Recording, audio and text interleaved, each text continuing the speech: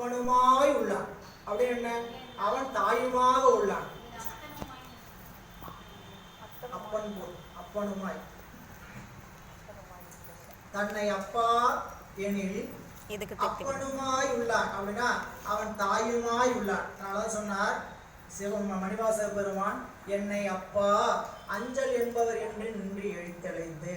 நமக்குங்க ஒரு பிறப்பு, இந்த பிறப்பெடுத்திருக்கிற பிறப்புல ஒரு தாய் ஒரு தந்தை. எத்தனை பிறப்பெடுத்திருக்கிறோம் தெரியாது.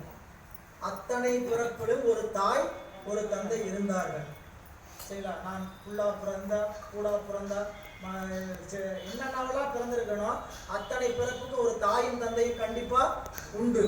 ஆனால் அத்தனை பிறப்புக்கும் அம்மையப்பரே உலகுக்கு அமையப்பர்.